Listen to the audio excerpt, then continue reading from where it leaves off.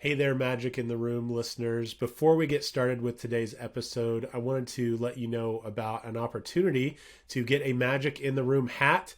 Yes, you heard me correctly, a free Magic in the Room hat. Well, it's not really free. You have to do a survey first. Go to magicintheroom.com. We have a survey there. Should just take a few minutes. We are looking for information from you about what you like about the podcast, what you wish we would do differently, and would just love to hear any other ideas that you have. So again, magicintheroom.com. Give us some information and feedback. We will mail you a hat. It's going to be awesome. And let's get to today's episode.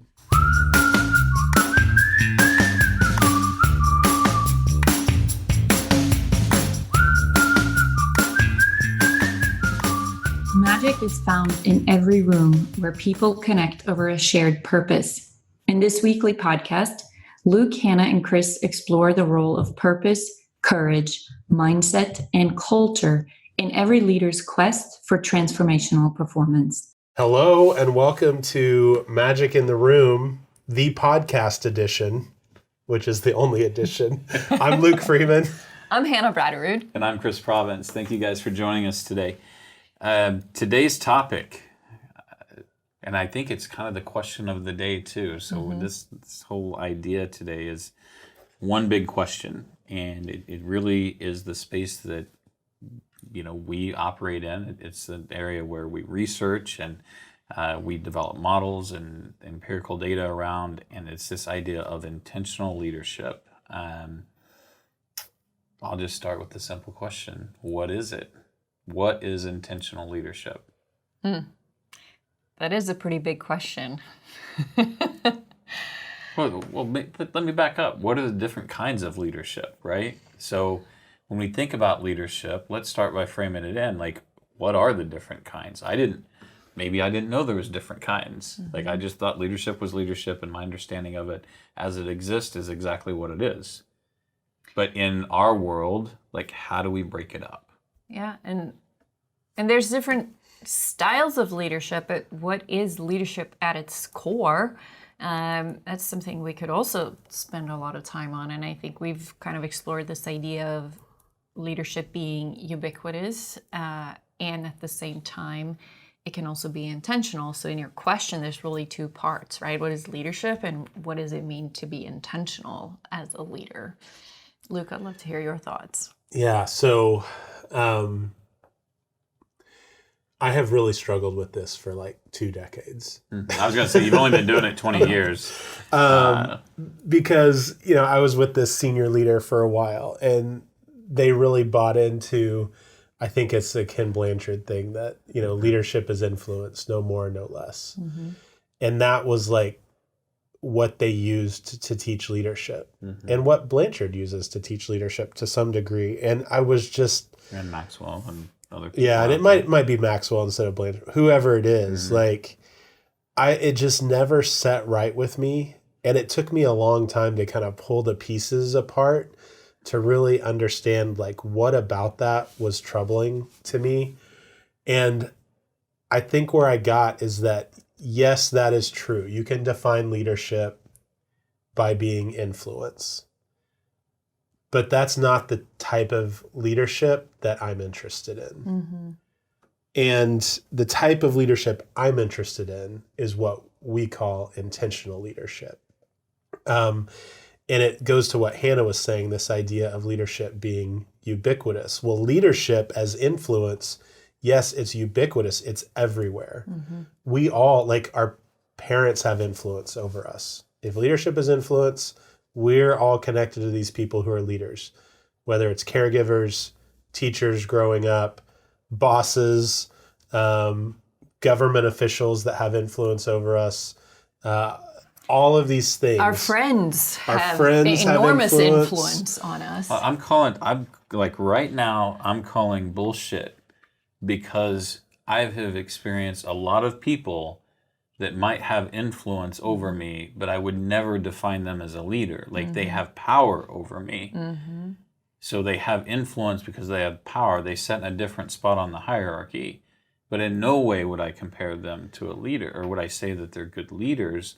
like, what is the difference between power and leadership? Yeah. And that's exactly what bothered me, because what I knew was that leadership, as I was interested in it, is really scarce. And so we have these two things, like leadership as influence is really everywhere, but leadership as something else, this thing that we're striving for, which we're naming intentional leadership, is really, really scarce.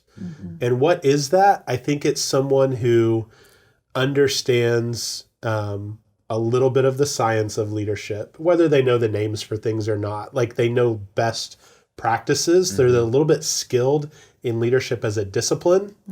So they know that.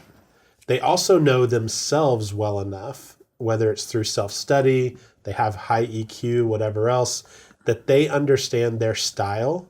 And again, they might not even have words for it. We see some really skilled leaders that don't even know why they're skilled, and that's okay. Some people are intuitively really positive leaders, but they embrace their own style. And then they also understand, like, what's needed. Like, what is the moment calling for? What is the organization they're a part of calling for? What are the unique traits and story of the followers calling for? And so if people understand the discipline of leadership, they understand themselves enough to know where they're effective, how they can leverage their unique strengths, and they understand the people around them, then all of a sudden you get this intentional leadership bubbling up where people are really making, I'm going to say, like, beautiful, like, but in the sense that there's a real craft to it. Yeah. There's like the art of pulling all those things together and making beautiful leadership decisions. For some people, really intuitively in the moment. For some people, really thought out and strategized and working a plan. But these beautiful emerging leadership moments or leadership experiences that we all kind of have glimpses into. Like, we all have kind of that one person, you know, that we interacted with at some point who was that intentional leader that made a difference in our lives. Yeah. And I love how you broke it down into kind of 3 domains or pieces that kind of come together. I want to pull thread on one of those, which is really about understanding human nature, you know, having that self-awareness, first of all, of understanding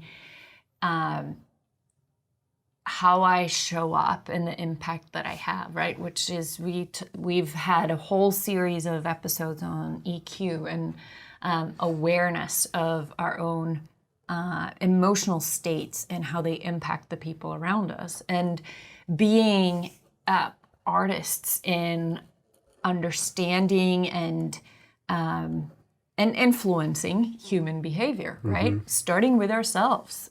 We have to lead ourselves first. So gaining awareness of our own behavior, our own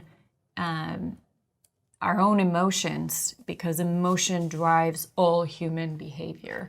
Everything we do, everything we don't do is influenced by emotion. And so, so I think as intentional leaders, it starts with having a high level of EQ, high level of awareness of emotional states, and then understanding others and how behavior is formed and shaped and changed, right? And how we can influence behavior. So that's one piece of it. Yeah. And I know so much of our work is like putting like real structures around this concept of intentional leadership so that it can be cultivated and it can be taught, and organizations can adopt it as a development strategy. But when I think about intentional leadership, so many themes that we discuss come up, and that focus on how do people leave my presence, and me understanding how the way they leave my presence influences their performance. Yeah. Like, that is the artistic piece. You know, that's what I'm designing. I'm designing an existence for me that is in character to my values as a leader, that facilitates that connection and engagement with other leaders so that they show up as their best self. And it's creating that awareness and understanding where I am as a leader that informs that. I think intentional leader is about accepting leadership as a career path. That I'm not a lumber person. I'm not a metals person. I'm not a hospitality person. Like, they can buy that stuff anywhere. I'm in the business of leadership because that's really the only thing that separates what I'm selling from what somebody else is selling. Yeah. So in those environments where the product is commoditized or you're selling experience, leaders within those organizations, they might be good at finance, they might be good at marketing, they might be good at operations, but at the end of the day, their career is leadership. And I think intentional leadership, that's a piece of it, is we accept it as a discipline and something that fuels our career forward. Let me pull on a thread with that a little bit. I mean, aren't all people leaders, and this is going to become more true as labor shortage and shortage of talent continues to become more of an issue, aren't all people leaders selling an experience that at some level? Right. I think you're right. I've never really articulated it that way, but I do believe there's some truth to that. I mean, if I want my team to stay and the best people to stay, I'm selling an experience to them every day they choose to work with me as a leader. And the minute that someone else sells a better experience to them that meets their financial needs, or higher, that's who I'm in competition with. Yeah. Right. Well, we it's that idea of looking at team members like customers. Like, we talk about, it doesn't matter which door you walk in.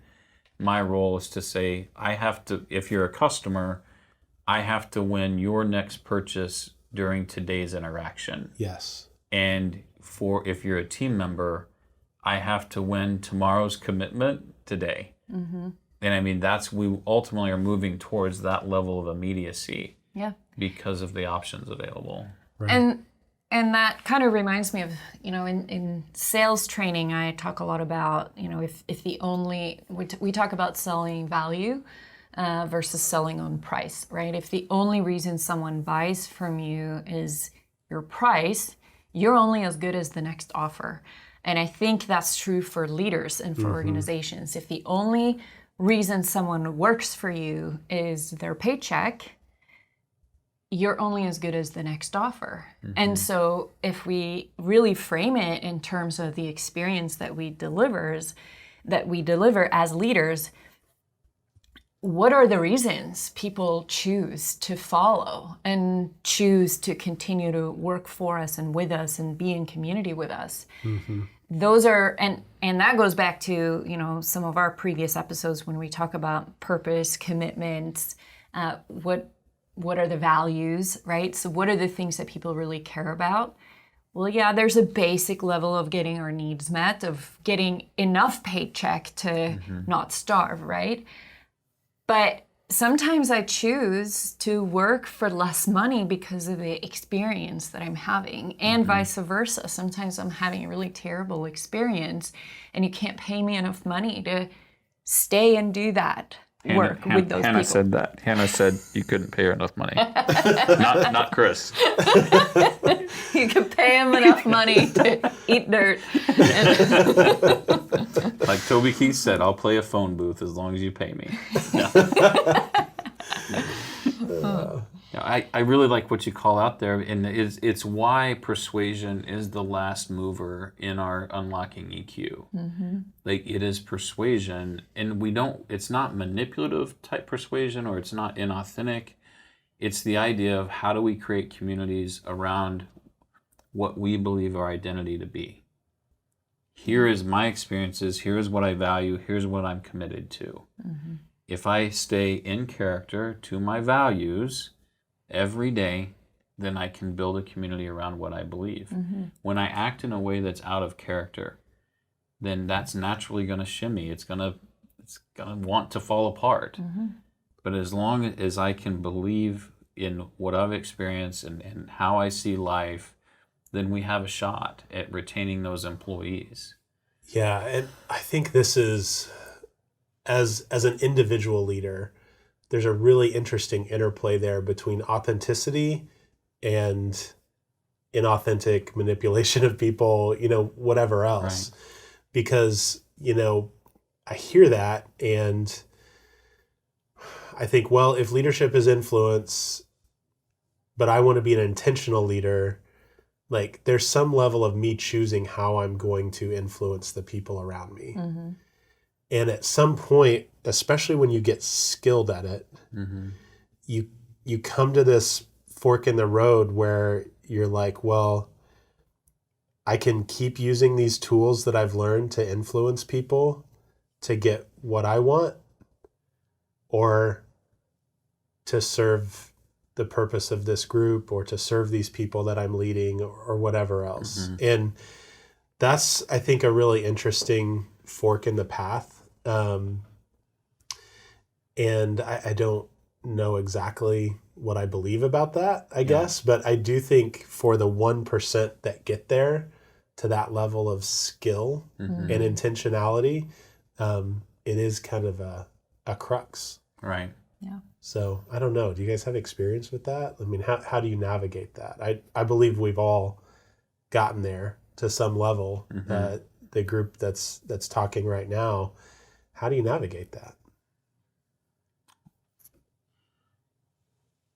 I think it comes to light when you get people to do things they don't want to do, right. right? Because there's an element of engagement and sacrifice. Mm-hmm.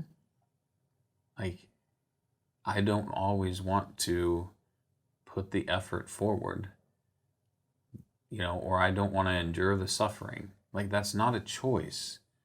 At least not, I don't think when you're an intentional leader, it's a choice. Mm-hmm. It goes back to the whole, it's not the fact that I promised anyone, it's the fact that I promised myself. Yeah, so there's always a choice. We always have a choice. However, how likely are we to make that choice? And I think that goes back to something we've talked about, which, what am I committed to? Mm-hmm. If I've made these commitments... That's what I'm saying. Is that's why it's not a choice. Right. You Like, take the choice off the table, but I have chosen to commit. Yeah. And because I chose to commit... it directs the rest of my activity. Yeah. And I think what we're seeing having to be released is, in the old world where we could just transact, and like where management was a thing and leadership wasn't necessarily required, we'll just call it industrial sort of existence. Mm-hmm. Like, in that world, people just did. Right. But now there's a leadership requirement within all organizations because we're battling for talent, mm-hmm. retaining and developing talent. Mm-hmm. And because of that, we're still navigating this really odd space that you call out, which is not everyone has to have the same values, but everyone has to have these commitments. Mm-hmm. And then how you internalize those, how you believe as a leader within this organization is best to support that and advance our purpose. I have to trust that if I'm a senior leader. Yeah. Because I don't get to tell you, hey, Luke, there's 14 light bulbs out and three fences that need painted, and you just go check the box. Like, in today's world, I have to trust that you're going to show up to your people, mm-hmm. In a way that isn't transactional, and trust that you are values forward and you connect and you engage, which makes a huge case as to why assessing properly prior to entry into an organization is so critical, and something that we believe in wholeheartedly is at least assess for citizenry. Right. Like, is this person going to be high camaraderie and not blow up the team? Mm-hmm. Like, at least get that threshold assessment complete, because most jobs aren't like untrainable. Most jobs, people can learn how to do the task if they're not highly specialized, but you don't want to blow up the team. Mm-hmm. So we can, by doing by doing different assessments, we can understand at least, is this person high camaraderie, and do they have a propensity to bring value and information and knowledge and engagement to a team. Yeah. So that's just kind of a meta analysis on that issue, but I think we're still working through a lot of that. Yeah, and this is where I think the science hasn't quite caught up yet. Right. Because there's still a lot of gray area around what an intentional leader is, like in the body of science and in the field of leadership training and leadership development. And I also believe that leadership development there's not a universal approach that works for different organizations, because back to those three things in intentional leadership, one of them is, what does the context and the people I'm working with, like, what do they need? Right. And what's appropriate here? And so developing leadership training, which I think all organizations are going to have to think about if they haven't started thinking about it, right? As we move into this talent shortage we're talking about, we know 70% of engagement results are mediated by the relationship with the person's supervisor. So that's going to become unavoidable math at some point for organizations. They're going to have to start thinking about leadership training. But to circle back, like, there's still gray areas on, like, what is the right leadership training. And unfortunately, I almost think it's an organization by organization approach and fix. 100%. And, like, that's a really hard pill to swallow. It is, but if you think about, let's go back to the work of Richard Boyatzis and kind of what we worked through in grad school and continue to grow and apply around today. Like, every organization has a different current state. Like, their level of maturation and their strength of identity is different. And that's really what drives the development initiatives, is what is the maturation, what is their position, and what is their identity? And is it an identity that they need to turn or transform, or is it an identity that they want to make louder? You know, and everything's there to make them successful. That's why it's organization by organization, because everyone has a different current state. And I think that's been the failure of training previously, like continuing to move, like, job tasks should have training, development should have education. So event-based things versus process-based initiatives, I think, will continue to be the conversation. That'll be the continued dialogue. But just the ability for leaders to clearly identify their current state is a big deal. Like, that is a skill in and of itself, to narrate or author that current state.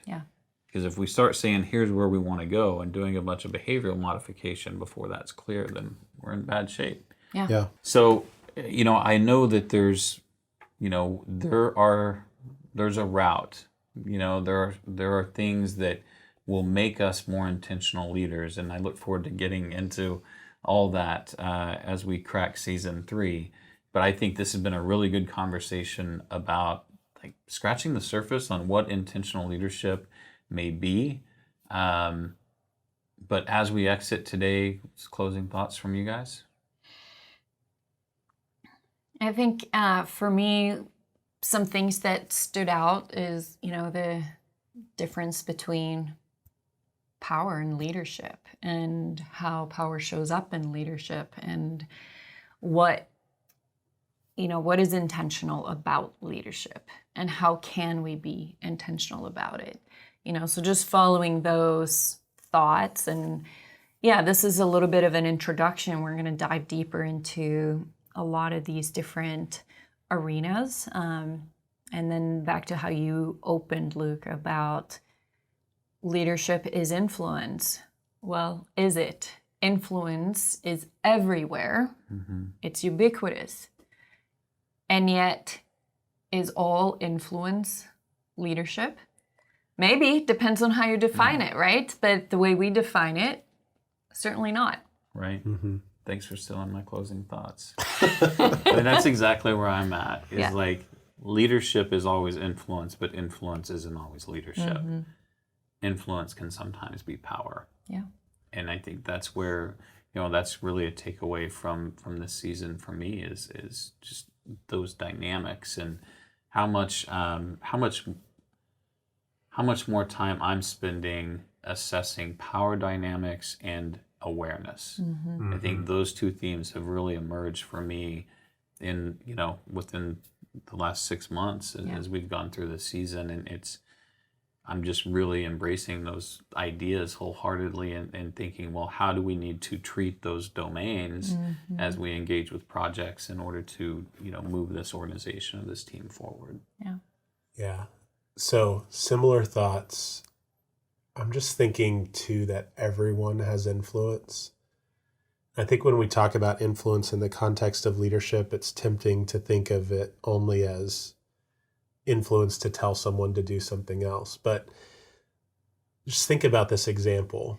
You're going to have a meeting in a room with some folks, and you come in, like someone comes in, they're looking at their phone, they sit down, crack open their computer and start typing, and like don't say anything to anyone or make any comments.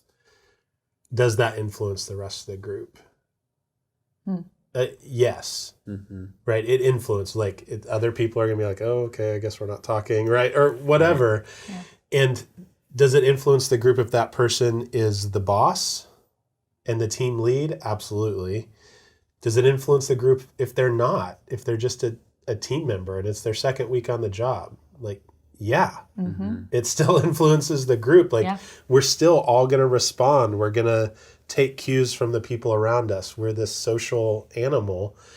And that's my takeaway, is that it doesn't matter to me if I'm the person who it's my second week on the job or I'm the leader. I want to use that power and influence that I have intentionally.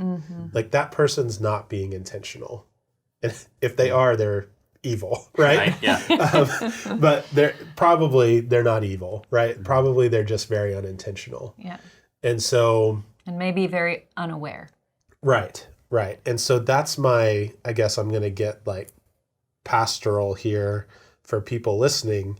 That's my encouragement, is that we all are aware that we have that influence. And don't get stuck on the example. The same thing is true for virtual meetings. The same thing is true for a stand up before we go out onto the manufacturing floor.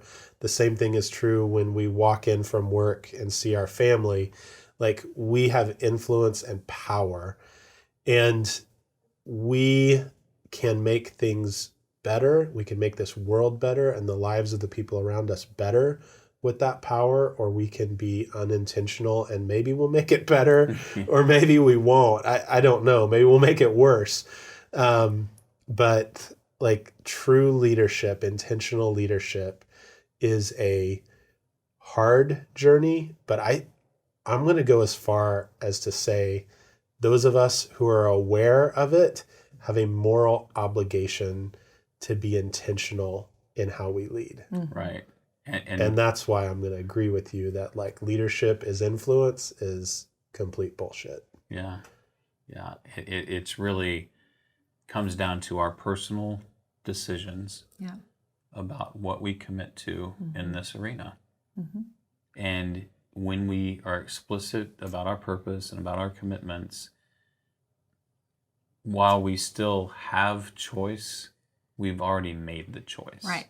Yeah. I mean, that is the whole idea of commitment. If this is what I'm looking to make happen, it takes what it takes.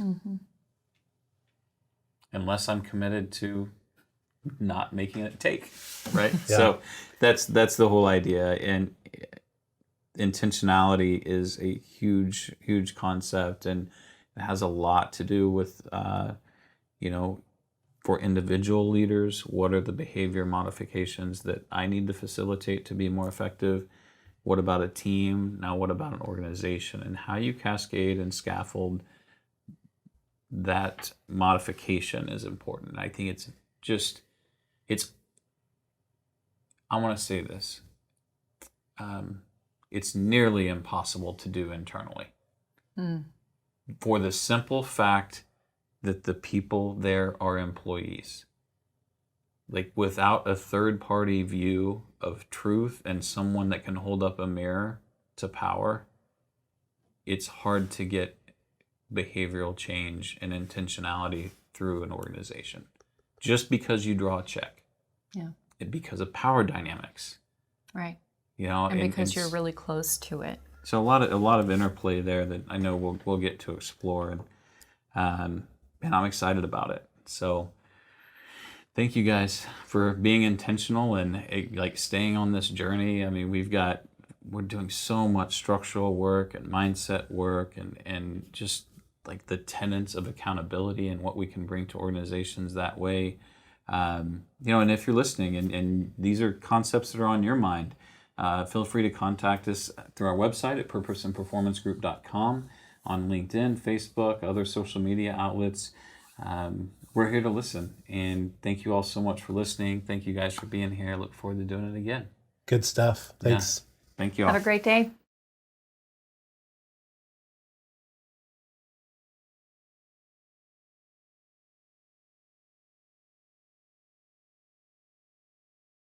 Hey everybody, Luke here again. Thanks for listening to today's episode. Just wanted to remind you again that there's an opportunity for you to get a free Magic in the Room hat if you go to magicintheroom.com and complete a survey to help us make this podcast better for you. That's what we want to do. So go and enter some information, including your address, and we will send you that hat, and are really excited to hear what feedback you have for us. Hope that you have a great day and that you can go out there as a courageous leader and make some magic in your own rooms that you're a part of. We'll talk to you later.